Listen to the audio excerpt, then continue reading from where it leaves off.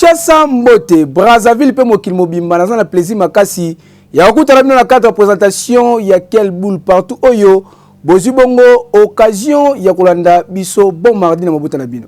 T'es pas une miette de l'actualité. Oyo nyoso ezali ba réalité oyo le kanaka na Congo profond.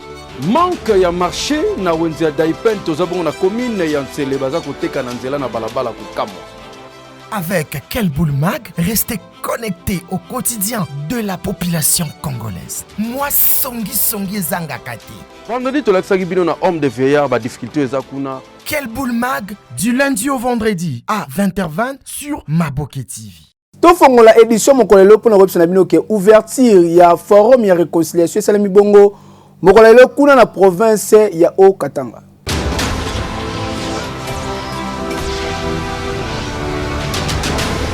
Frères et sœurs, un jour, frères et sœurs pour toujours, ezali thème oyo ezali développé na forum de l'unité et de la réconciliation de Katangé oyo efongwami mardi 17 mai 2022 na Lubumbashi. Na médiation ya archevêque ya Lubumbashi, Monseigneur Fulgence Muteba, ba assise oyo ya 3 jours ezali ko regrouper ba notable nyonso espace Grand Katanga oyo bakenda sango. Donc ezali cadre socio-politique ya dialogue oyo ko permettre na bakatangé nyonso baye bako consolider unité pe fraternité pe babo ya esprit ya division yoka communication. Nous commencerons par écouter nos héros de la culture traditionnelle, nos icônes de la tradition katangaise.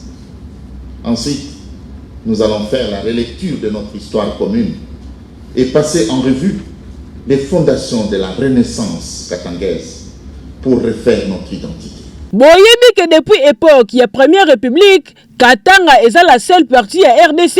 Oyo basala déclaration pour na kosenga sécession ya ko appartenir na RDC. Conflit oyo bandakala nde kotisa chambula tilelo bakatangé entre bango mingi bayokana kate. Kasi kokamwa à quelques mois ya année électorale, bakatangé nyonso ba se réunir pour na ko se réconcilier, pe basengi cesser les faits entre bango. Neti awa Jainet Kabila jumelle ya Joseph Kabila avant de sika mokana Moïse Katumbi kokamwa oyo nano etikala kosala mate. Yango question etikali na mitu ya bakongolais ebele bazomituna.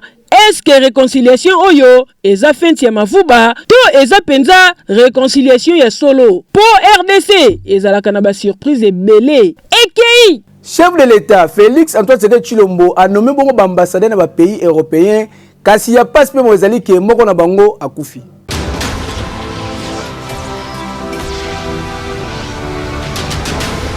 Président de la République, son Excellence Félix Antoine Tshisekedi Tshilombo a signé qui na soirée lundi 16 mai 2022 ba ordonnance ebele pour la nomination ya ba ambassadeur extraordinaire pe plénipotentiaire ya République démocratique du Congo na ba pays européen ebele. Lokola madame Isabelle Machik Rich Tchombe a commis bongo ambassadrice extraordinaire pe plénipotentiaire ya RDC près ya Organisation des Nations Unies Sciences et Culture pe UNESCO. Monsieur Christian Dongala Kunku azali bongo nommé ambassadeur ya RDC na Luxembourg. Côté Saint-Liège, chef de l'État a nommé M. Deo Gracias Ndagano, lokola ambassadeur extraordinaire, pe plénipotentiaire. M. Djouma Kaouzeni Rachidi azali bongo nommé ambassadeur ya République démocratique du Congo na Turquie. Madame Luku Sakayembe Geneviève nde azali nommé ambassadrice ya RDC na Royaume d'Espagne. Kasi ya pasi eza que M. Didier Kankou oyo azalaki nommé ambassadeur ya RDC na Serbie auti kokufa na tongo elelo après nomination na ye. Donc ezosenga ba remplacer na mutu mususu. Tika molimo na ye epema na kimia kasi ba oyo batikali musala malamu. Ekei Le 17 mai boyebi ke zalaka bongo date historique entrée AFDEL rédaction à quelle boule s'intéresser na ngo pour le Sabino historique pe analyse. Bozo badete nyonso na reportage oyo.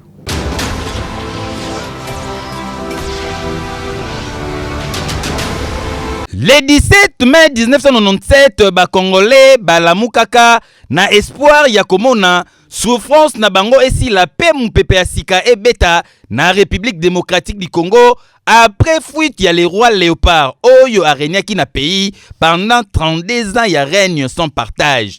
AFDL na tête na yango Laurent Désiré Kabila na ba enfant soldat oyo babengaki na kombo ya bakadogo bakoti population bayambaka bango lokola ba libérateur. Lelo 25 ans depuis ba Congolais bagangaka libération pays ezali ko décoller kakate. Population ezali toujours ko vivre na souffrance du point de vue économique et social. Yango totuni nini nde guerre oto bengaka ya libération et memelaka République démocratique du Congo. Kaka na kotala oyo ezali koleka na République démocratique du Congo, réponse ezali simple. Po de 1997 à ce jour, partie Est et République démocratique du Congo est comme zone rouge caractérisée na ba massacre, tuerie, pillage de ressources naturelles, viol. Pona ko cité kaka yango. Du 7 mai, journée déclarée férié, chômé et payé, kasi nini nde ba Congolais ba commémoraka na journée yango. Liboso ezalaki libération, lelo ekoma journée ya ba soldat pona hommage na ba oyo nyonso bakufaki na front ko banda 1997. Nyonso oyo elongola insécurité na partie Est ya République démocratique du Congo te. Yango esengeli na ba Congolais koyeba koloba non. Koyeba koloba stop, koyeba koloba trop c'est trop, namba acte ya violence nyonso, oyo esalemaka na parti Est ya République démocratique du Congo depuis 25 ans. Et sengeli na ba Congolais kotala sur la même direction, po na kobunda, pe po na koluka kovandisa sécurité na ba zone de conflit nyonso, pe ko garantir intégrité territoriale na République démocratique du Congo, po batu bakufi ebele. Ekei paludisme ezali malade oyo ezali koboma makasi yango ministre de la santé Jean-Jacques Mbungani asali bongo message de sensibilisation pour na repousser la population congolaise ba na se protéger.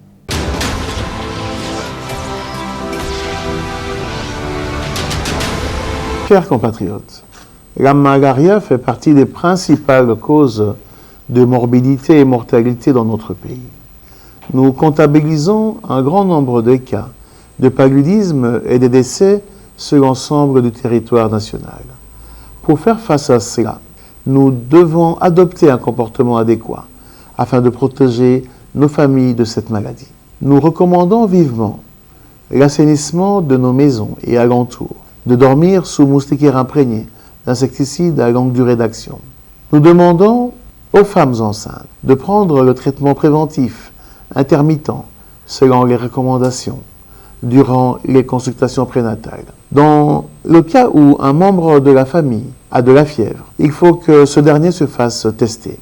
Nous avons mis les tests de diagnostic rapide, en sigle TDR, dans les centres de santé publics, privés et les officines pharmaceutiques, afin que les tests soient accessibles à tous.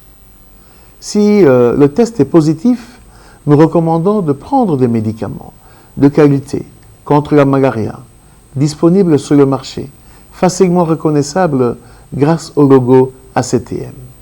Ces médicaments sont vendus à coût réduit car nous les avons subventionnés pour les rendre disponibles à toute la population. Je vous remercie. Na 500 fois ya pamba comment vendre beta winner loto.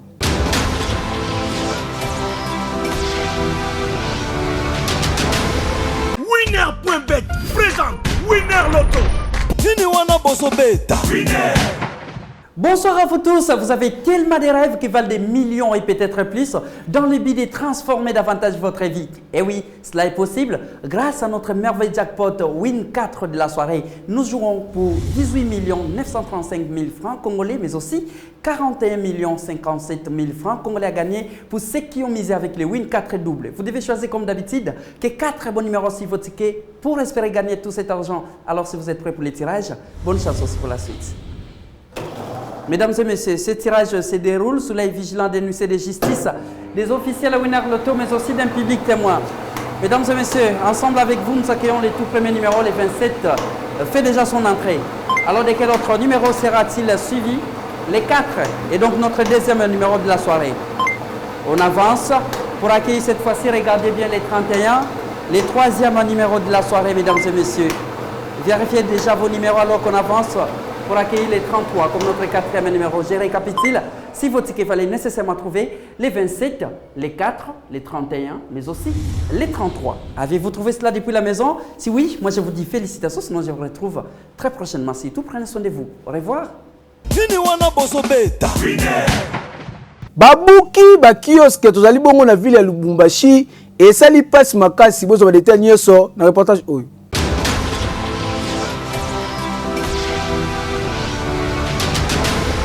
Ba kioske na ba cabine publique ezala ba malewa oyo ezalaka na croisement ya ba avenue du 30 juin pe Kimbangu na ville ya Lubumbashi nde ezalaki cible ya démolition pona koyeba kofongola nzela pe ko libérer ba servitude ya l'État.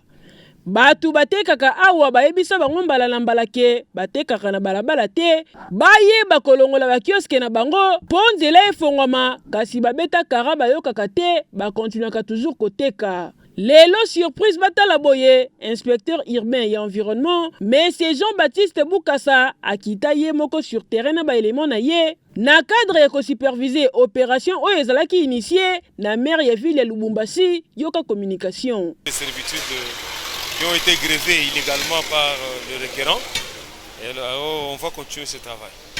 Il est même vrai que quand il paye ce qu'il paye, il faut bien lire les documents. À ma connaissance, c'est qu'il donne un document qu'on appelle occupation temporaire de la servitude. Les espaces, il y en a beaucoup.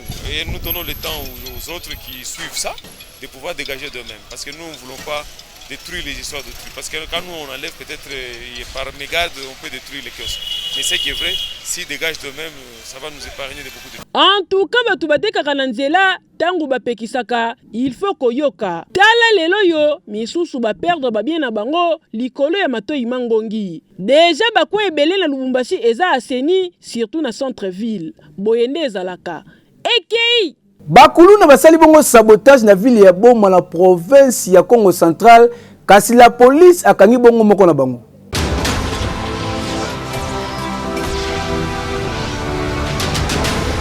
Bakulu na basali sabotage ba créer chimvundu chimbondation awa na ville ya Boma na province ya Congo Central.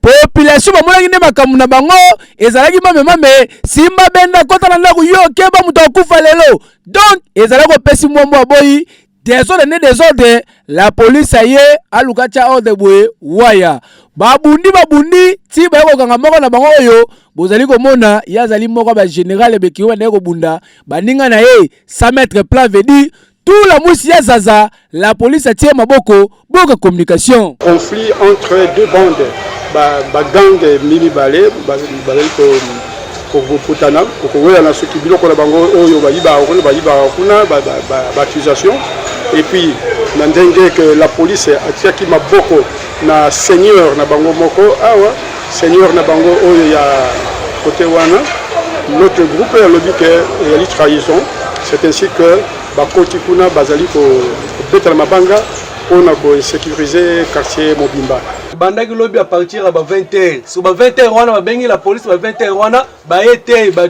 bazeur tin la biso des policiers na ba 2h so le na tongo susu ba lamuki ba sali ba paga na bango ba pied banda ku donc ba zui o sengelaki bazwa na sengelaki bazwa te ba zui tout en tout cas makambo ya boye esengeli interpeller ba contre la police de façon que ba renforcer sécurité pour aux populations à monaki na est kutu on dit on va bien pour ça les pena au pesi mwa boy et normal te et nini binope bolingo luka musala te ka ko menasa batu ko botola biloko batu ke yo oui kokamwa ba criminel ba longwe malemankulu ba bon ko sala sabotage na manono bolanda.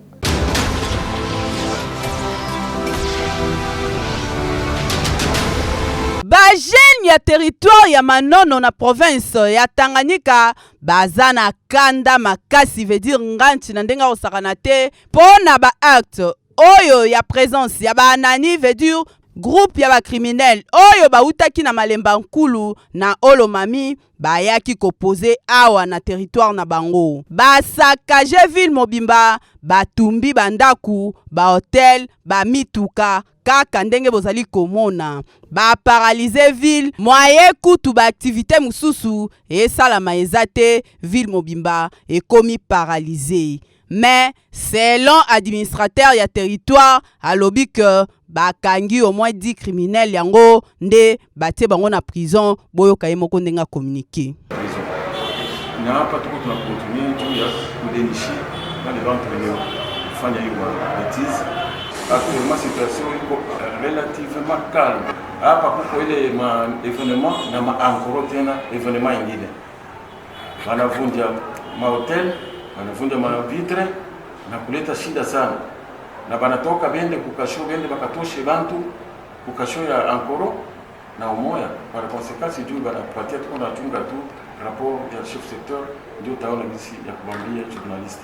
En tout cas ba acte ya boyeza kitoko te, il faut kolandela batu oyo bien koyeba nini emotivaki bango pour ke basala boye babebisela baninga biloko boye ya kitoko te. Eki pona kozala na nzoto kolongono ezala papa mwana to pe mama bomela bongo potopoto dia mingi.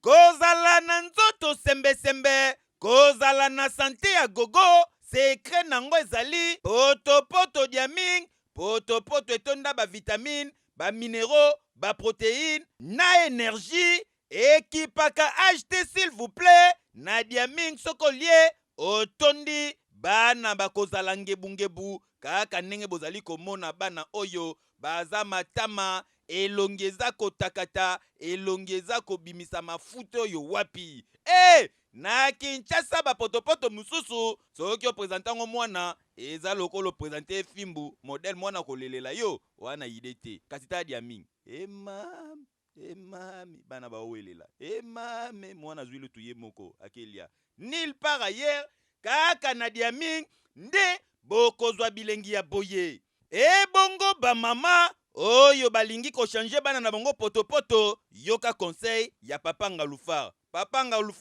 mama linga changer bana poto olobi ne nini olingo changer muyi te ku changer te bana na bisuna dia mingi pa mesana olobi ku changer te bana na bisuna dia mingi pa mesana poto oyo ezali kopesa mayele na kelasi ezali kokolisa mwana azali na nzoto kolongono esi eyebana ezali poto diaming na diaming ti tokola na yango na Kinshasa oyo ba mama ba papa kobanga lisusu kobota te po diaming ezalaka deja wana epesaka nzoto kolongono na pri ya mukie na diaming ya mbula munu ifwanda ekeyo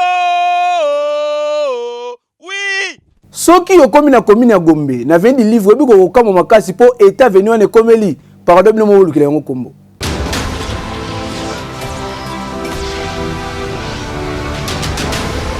Commune ya Gombe eyebana ezalaka siège d'institution to pe kitalatala ya ville ya Kinshasa. Kasi lelo na yebisa yo soki okoti na commune ya Gombe makambo komona okofongola munoko.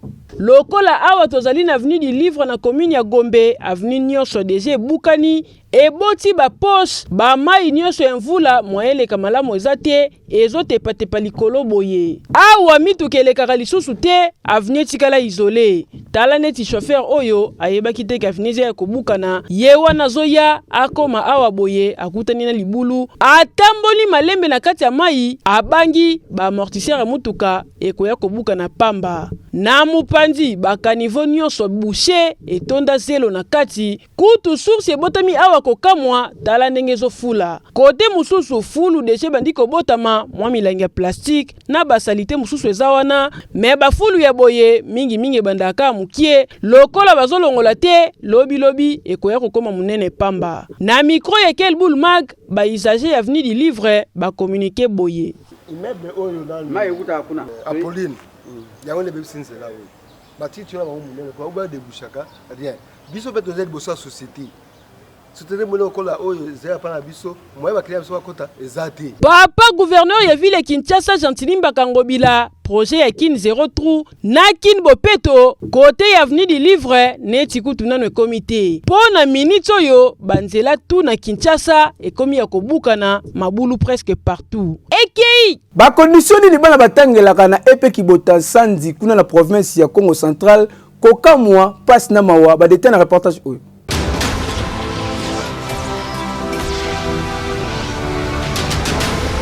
tozali na epe kibota sandi na territoire ya Mwanda na secteur ya Bumabumbu kaka na village ya Kibota Sandi. Bâtiment oyo bozali komona ya transparent boye ezali ancien bâtiment na bango oyo bana bazalaka kotanga na ba condition moko ya pasi makasi nde arrêté ebimaka po batongela bango 15 salles de classe. Kokamwa batonga kaka 9 salles de classe oyo esali absence ya 6 salles de classe po selon effectif na bango et permettre bana batanga na ba condition moko ya malamu.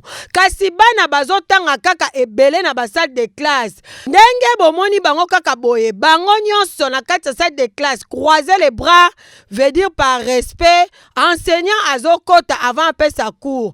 Bana misusu kaka ndenge bomoni balati ba uniforme misusu balati na bango bilamba ya ndaku s'il vous plaît. Neti oyo asali mélange. Ye alati varese likolo abakisi chemise ya uniforme. Ba enseignant bazolela po 30% ya fonctionnement oyo bapesaka bango ba bénéficiaka nango te. Au moment où bango nyonso bazaka awa na Congo central, ba enseignant ya Matadi bazo toucher 139 000 francs congolais alors que bango bazwa 89 000 francs congolais ko kamwa.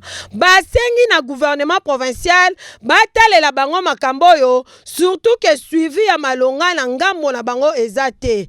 Makambo oyo ezosenga vraiment suivi ya makasi na ngambo ya gouvernement provincial. Po modèle epe Kibota Sandi na territoire ya Mwanda ezokende ba enseignant bazolela du jour au jour. Et anormal ten ekei. Il s'appelle Peter. Na cadre article 15 ya pona na yeko sala ba oreiller na ba mesh o ba mama bakangela ba suki so etikali.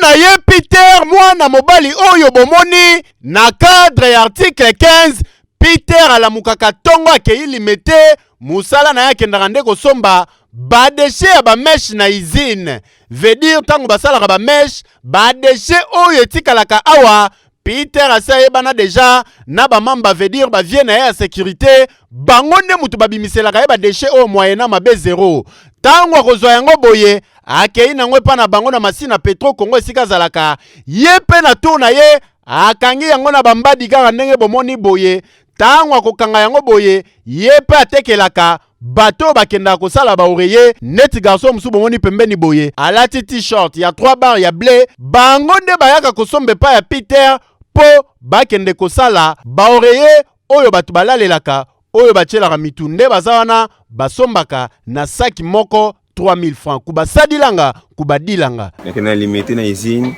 nasala ba mesh ya somba awa bakeye boya ba somba pa sala ba oreiller ba bloc belé de na bo baloyenye on sali kopo pona pour y protéger ya mo le sanga ina baleki na ngaki dia suna classe ta père ba te ba mère ba te so ka mutuma pa zali ka ko edenga yi kuba sanga mo le mona kopo isanga pe bien fort yo vanda kaka tomoni lokola akoka makambu te na 2023 to voter na biso ete tala muninga yeyo na 25 ans ya pamba orphelin de père et de mère ami kokela déjà yemoko a comprena ke ana charge a baleki il faut ça la boye poa kipe baleki na ye ami kipe yemoko boende zalaka papa keyo oui nani yango afingisi ba mama ayokisi bango soni na masino yebika mutalongoli zemi aboki ni mwana na kanivo.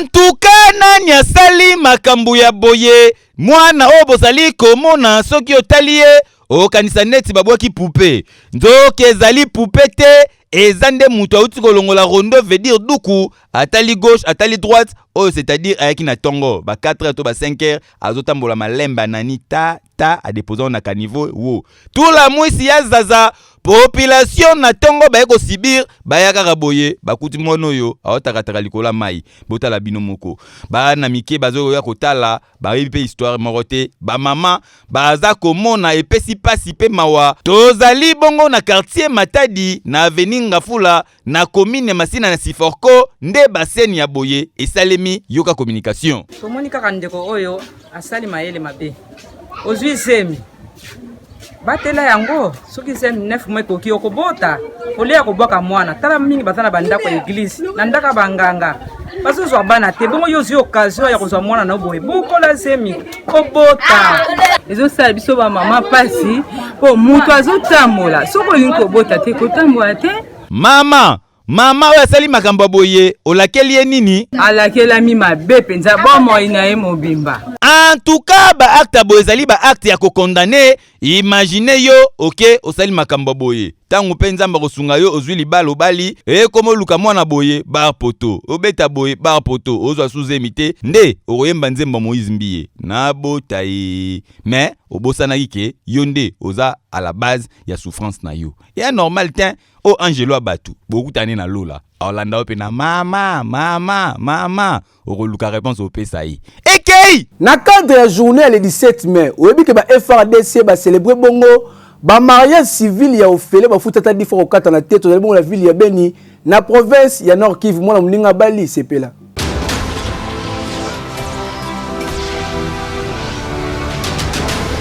Dédié na ba forces armées ya République démocratique du Congo chaque le 17 mai ezalaka déclaré journée chômée payée na étendue nyonso ya territoire national.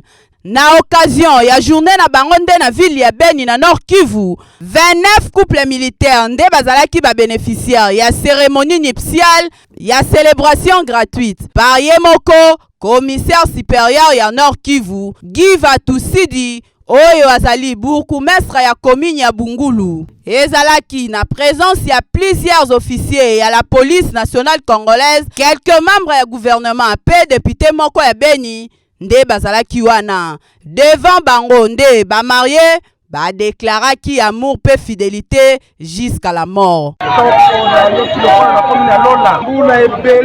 Depuis 97 na bana zomi na moko lobi Nzambe atambola bango pe lobi merci mingi. Après kaka ba engagement na bango nde bazwaki ba cadeau na chaque couple pan moko pe na fleur moko. Bazwaki ba cadeau oyo eutaki epa ya Madame Guylaine Kambile oyo azali épouse ya Général Kambile nde apesaki bango ba cadeau wana. Boye nde ezalaka. Ekei!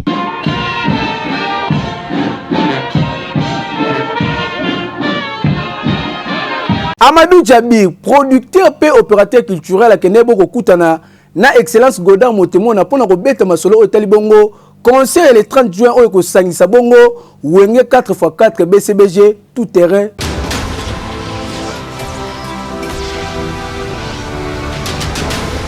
Opérateur culturel pe producteur Amadou Djabi akendaki bongo kokutana na Godard Motemona oyo azali bongo vice ministre ya mine pe opérateur culturel pe lisusu président Asbel Banakin nyonso wana ezalaki se na souci ya kosolliciter bongo bénédiction pe soutien pona mobange na événement oyo ekosangisa bongo wenge musique BCBG 4x4 tout terrain le 30 juin. Nyonso eleganaki kitoko pe na ambiance kosala te boka communication.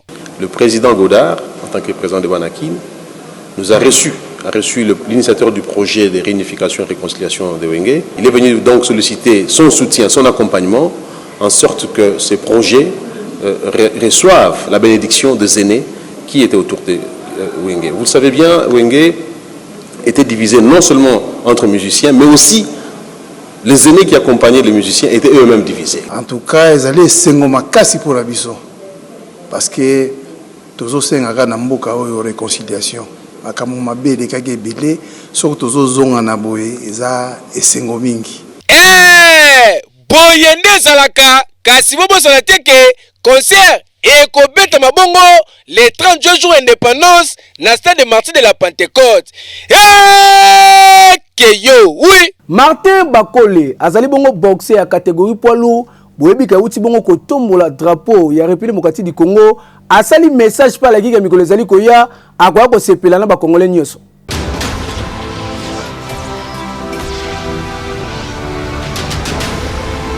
Champion Martin Bakole nalingaki na informé bino pour la descente na Kinshasa lobby à partir de 19h30 nazoya to célébrer victoire na biso oya samedi passé contre Tony Yoka nazoya na kacha mabele sur invitation ya ministre sport la fédération et la boxe congolaise.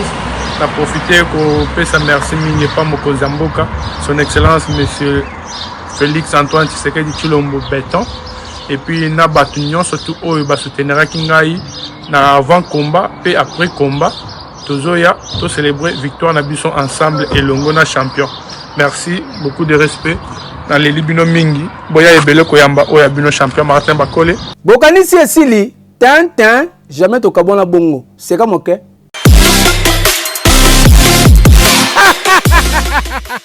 Collègue Nanga. Moi, si na yakoui na deuxième niveau, ou na deuxième niveau, à quoi y? Ou bien combien va foutu bango? Combien? Bazui 150 000 euros. Jésus! Toujours qu'il y a un immeuble, yo attend à 4e. Au Waki. Comme ça, tu vas attendre 300, 450, attends 500 000. Si je meurs? Sokoufi. Na promettre yo à l'aïe. Pierre Tombal, Yassir, il y a bien. Vous comprenez?